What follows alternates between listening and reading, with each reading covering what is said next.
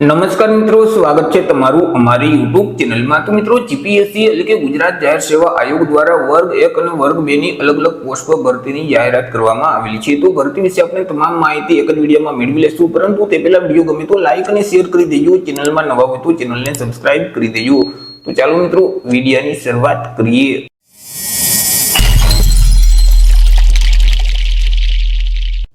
તો મિત્રો, આજે ભરતીનું નોટિફિકેશન છે તે જીપીએસસી એટલે કે ગુજરાત જાહેર સેવા આયોગ દ્વારા બહાર પાડવામાં આવેલું છે। મિત્રો, અહીં જીપીએસસી દ્વારા જે ગુજરાત વહીવટી સેવા વર્ગ 1, ગુજરાત મુલકી સેવા વર્ગ 1 અને વર્ગ 2 તથા ગુજરાત નગરપાલિકા મુખ્ય અધિકારી સેવા વર્ગ 2 ની જે જગ્યાઓ ખાલી છે, તો આ જગ્યાઓ ભરવા માટે લાયકાત ધરાવતા ઉમેદવાર પાસેથી અરજી ફોર્મ મંગાવવામાં આવેલા છે। તો સૌથી પહેલા તો આપણે ચર્ચા કરી લઈશું કંઈક અગત્યની તારીખ વિશે। હવે મિત્રો, આ જે ભરતી છે તેમાં જો તમારે અરજી કરવી હોય તો ઓનલાઈન અરજી ફોર્મ ભરવાનું રહેશે। ઓનલાઈન અરજી ફોર્મ આજથી એટલે કે 7 માર્ચ 2025 બપોરના 1 વાગ્યાથી શરૂ કરી દેવામાં આવેલા છે। 7 માર્ચ 2025 થી લઈને 23 માર્ચ 2025 સુધી તમે ઓનલાઈન અરજી ફોર્મ ભરી શકશો। ઓનલાઈન અરજી ફોર્મ જે જીપીએસસી નું ઓજાસનું પોર્ટલ છે એટલે કે gpsc-ojas.gujarat.gov.in નામની જે વેબસાઇટ છે તે વેબસાઇટ ઉપર જઈ તમારે મિત્રો 23 માર્ચ 2025 સુધીમાં ઓનલાઈન અરજી કરવાની રહેશે। જો મિત્રો આ ભરતીમાં તમારે ઘર બેઠા જ ઓનલાઈન અરજી ફોર્મ ભરવું હોય તો અમારા જે વોટ્સએપ નંબર છે 6352228352, આ નંબર પર તમે વોટ્સએપ પર મેસેજ કરશો કે અમારે જીપીએસસી ક્લાસ 1-2 માં અરજી ફોર્મ ભરવું છે, તો તમને નજીવી ફી સાથે ઘર બેઠા જ ઓનલાઈન અરજી ફોર્મ ભરી દેવામાં આવશે।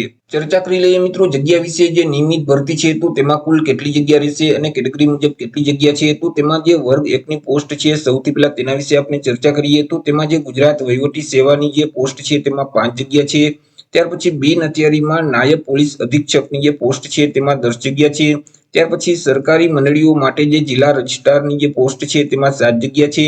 ત્યાર પછી વિકસતી જાતિ માટે જે નાયબ નિયામકની પોસ્ટ છે તેમાં 1 જગ્યા છે। આદિજાતિ માટે મદદનીશ કમિશનરની જે પોસ્ટ છે તેમાં 4 જગ્યા છે। જ્યારે સહાયક રાજ્ય વેરા કમિશનની જે પોસ્ટ છે તેમાં કુલ 12 જેટલી જગ્યા રહેશે। આવી રીતે મિત્રો જે વર્ગ 1 ની પોસ્ટ છે તેમાં કુલ 39 જેટલી જગ્યા રહેશે। ત્યાર પછી વર્ગ 2 વિશે આપણે ચર્ચા કરીએ તો તેમાં મિત્રો જે સચિવાલય માટે સેક્શન અધિકારીની જે પોસ્ટ છે તેમાં 26 જગ્યા છે। મામલેદારની જે પોસ્ટ છે તેમાં 40 જગ્યા છે। રાજ્ય વેરા અધિકારીની જે પોસ્ટ છે તેમાં 35 જેટલી જગ્યા છે। ત્યાર પછી અન્ન અને નાગરિક પુરવઠા માટે મદદનીશ નિયામકની જે પોસ્ટ છે તેમાં 12 જેટલી જગ્યા રહેશે। તાલુકા વિકાસ અધિકારીની 30 જેટલી જગ્યા છે। ત્યાર પછી નોંધણી નિરીક્ષકની 13 જેટલી જગ્યા છે અને વહીવટી માટે મિત્રો સહાયક માહિતી નિયામકની જે પોસ્ટ છે તેમાં કુલ 12 જેટલી જગ્યા રહેશે।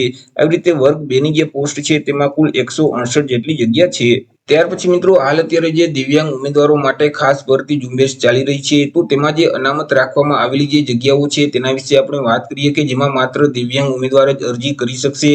તો તેમાં જે વર્ગ 1 ની પોસ્ટ છે તેના વિશે સૌથી પહેલા ચર્ચા કરીએ તો તેમાં ગુજરાત વહીવટી સેવા માટે 3 જગ્યા છે। જ્યારે સહાયક રાજ્ય વેરા કમિશનરની જે પોસ્ટ છે તેમાં 6 જગ્યા છે। આવી રીતે દિવ્યાંગ ઉમેદવારો માટે જે વર્ગ 1 ની પોસ્ટ છે તેમાં કુલ 9 જેટલી જગ્યા રહેશે।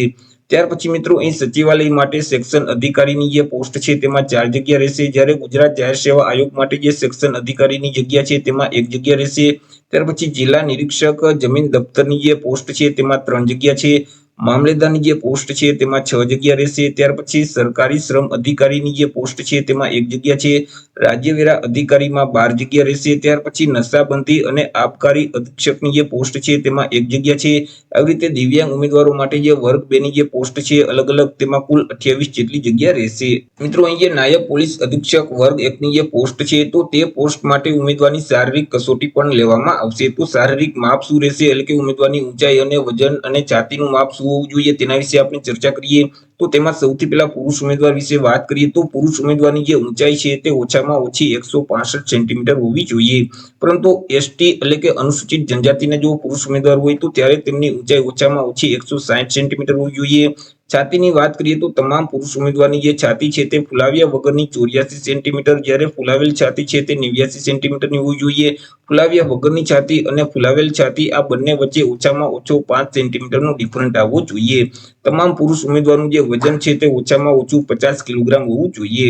વાત કરી લઈએ મહિલા ઉમેદવાર વિશે, તો મહિલા ઉમેદવારની જે ઊંચાઈ છે તે ઓછામાં ઓછી 158 સેન્ટીમીટર હોવી જોઈએ, પરંતુ એસટી એટલે કે અનુસૂચિત જનજાતિના મહિલા ઉમેદવાર હોય તો ત્યારે તેમની ઊંચાઈ છે તે ઓછામાં ઓછી 156 સેન્ટીમીટર હોવી જોઈએ. તમામ મહિલા ઉમેદવારનું જે વજન છે તે ઓછામાં ઓછું 45 કિલોગ્રામ હોવું જોઈએ. વાત કરી લઈએ એજ્યુકેશન ક્વોલિફિકેશન એટલે કે શૈક્ષણિક લાયકાત વિશે. અરજી ફોર્મ ભરવા માટે ઉમેદવારની શૈક્ષણિક લાયકાત કેટલી હોવી જોઈએ? તો કે ઉમેદવારોએ કોઈ પણ સરકાર માન્ય યુનિવર્સિટીમાંથી કોઈ પણ વિદ્યાશાખામાંથી સ્નાતક એટલે કે ગ્રેજ્યુએશન છે તે પાસ કરેલું જોઈએ અથવા તો તે સમકક્ષની પરીક્ષા છે તે પાસ કરેલું હોવી જોઈએ. પરંતુ જે વિદ્યાર્થીઓ સ્નાતકના છેલ્લા વર્ષમાં અથવા તો છેલ્લા સેમેસ્ટરમાં અભ્યાસ કરે છે અને તેઓએ પરીક્ષા આપેલ છે પરંતુ હજી સુધી તેનું પરિણામ આવેલ નથી અથવા તો પરીક્ષા આપનાર છે, તો તેવા વિદ્યાર્થીઓ પણ પ્રાથમિક પરીક્ષા માટે અરજી ફોર્મ છે તે ભરી શકશે. પરંતુ મિત્રો અહીં મેન પરીક્ષા એટલે કે મુખ્ય લેખિત પરીક્ષા માટે જ્યારે અરજી ફોર્મ મંગાવવામાં આવે અને ત્યારે તેમની જે ફોર્મ ભરવાની છેલ્લી તારીખ હશે તે તારીખ સુધીમાં અહીં વિદ્યાર્થીઓએ સ્નાતક પાસ કર્યાનો આધાર પુરાવો છે તે રજૂ કરવાનો રહેશે. એટલે કે તે સુધીમાં મિત્રો અહીં વિદ્યાર્થીઓએ સ્નાતક છે તે પાસ કરેલ હોવું જોઈએ. જો તમે આધાર પુરાવો રજૂ નહીં કરી શકો તો તેવા સંજોગોમાં મુખ્ય પરીક્ષા માટે મિત્રો તમે ગેરલાયક ગણાશો. વાત કરી લઈએ એજ લિમિટ એટલે કે વય મર્યાદા વિશે. અરજી ફોર્મ ભરવા માટે ઉમેદવારની ઉંમર કેટલી હોવી જોઈએ? તો કે અરજી ફોર્મ ભરવાની જે છેલ્લી તારીખ છે 23 માર્ચ 2025 તે તારીખને ધ્યાનમાં રાખી ઉમેદવારે પોતાની ઉંમરની ગણતરી કરવાની રહેશે. 23 માર્ચ 2025 ના રોજ ઉમેદવારની ઉંમર છે તે ઓછામાં ઓછી 20 વર્ષ અને વધુમાં વધુ 35 વર્ષની હોવી જોઈએ. પરંતુ અહીં જે અનામત વર્ગના ઉમેદવાર છે તેઓને સરકારશ્રીના નિયમ મુજબ છૂટછાટ મળવાપાત્ર થશે. જેમ કે અનામત વર્ગના તમામ જે પુરુષ ઉમેદવાર છે તેઓને 5 વર્ષની છૂટછાટ આપવામાં આવશે. અનામત વર્ગની તમામ જે મહિલા ઉમેદવાર છે તેઓને 10 વર્ષની છૂટછાટ મળવાપાત્ર થશે.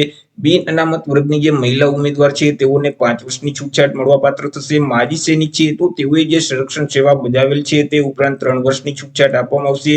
તે સિવાય વિકલાંગ ઉમેદવાર છે એટલે કે દિવ્યાંગતા ધરાવતા જે ઉમેદવારો છે તેઓને 10 વર્ષની છૂટછાટ મળવાપાત્ર થશે. તે સિવાય બાકી જે તમામ ઉમેદવાર છે તેમની ઉંમર 23 માર્ચ 2025 ને ધ્યાનમાં રાખી ઓછામાં ઓછી 20 વર્ષ અને વધુમાં વધુ 35 વર્ષની હોવી જોઈએ. વાત કરી લઈએ પે સ્કેલ એટલે કે પગાર ધોરણ વિશે. ઉમેદવારને કયા પગાર ધોરણ મુજબ પગાર આપવામાં આવશે? તો એ મિત્રો જે વર્ગ 1 ની જે તમામ પોસ્ટ છે તો તે ઉમેદવારોને પે મેટ્રિક લેવલ 10 મુજબ પગાર મળવાપાત્ર થશે. એટલે કે ₹56,100 થી લઈને 1,77,500 નું જે પગાર ધોરણ છે તે મુજબ પગાર આપવામાં આવશે. સાથે સાથે નિયમ અનુસાર અન્ય જે ભથ્થાઓ છે તે પણ મળવાપાત્ર થશે. તે સિવાય વર્ગ 2 ની જે તમામ પોસ્ટ છે તો તે પોસ્ટ માટે ઉમેદવારોને પે મેટ્રિક લેવલ 8 મુજબ પગાર મળવાપાત્ર થશે. એટલે કે ₹44,900 થી લઈને 1,42,400 નું જે પગાર ધોરણ છે તે મુજબ પગાર આપવામાં આવશે. સાથે સાથે નિયમ અનુસાર અન્ય જે લાગુ પડતા ભથ્થાઓ છે તે પણ મળવાપાત્ર થશે. વાત કરી લઈએ અરજી ફી વિશે કે કયા ઉમેદવારોએ કેટલી અરજી ફી ભરવાની રહેશે. તો એ મિત્રો જે બિન અનામત વર્ગના તમામ ઉમેદવાર છે તેઓએ અરજી ફી ભરવાની રહેશે. પુરુષ અને મહિલા તમામ ઉમેદવારોએ અરજી ફી ભરવાની રહેશે. તે સિવાય કોઈ પણ ઉમેદવારોએ અરજી ફી ભરવાની રહેતી નથી. અરજી ફી તમે ઓનલાઈન અને ઓફલાઈન બંને રીતે ભરી શકશો. જો તમારે ઓફલાઈન અરજી ફી ભરવી છે તો પોસ્ટ ઓફિસના માધ્યમથી અરજી ફી ભરવાની રહેશે. તમારે મિત્રો અરજી ફીનું જે ચલણ છે તેને ડાઉનલોડ કરી તેની પ્રિન્ટ કાઢી અને કોમ્પ્યુટરની સુવિધા ધરાવતી કોઈ પણ પોસ્ટ ઓફિસ છે ત્યાં તમારે જવાનું રહેશે અને 24 માર્ચ 2025 સુધીમાં મિત્રો ત્યાં જઈ અને અરજી ફી તરીકે ₹100 પ્લસ પોસ્ટ ઓફિસનો જે સર્વિસ ચાર્જ લાગે તે તમારે અલગથી ચૂકવી અને અરજી ફી ભરી દેવાની રહેશે.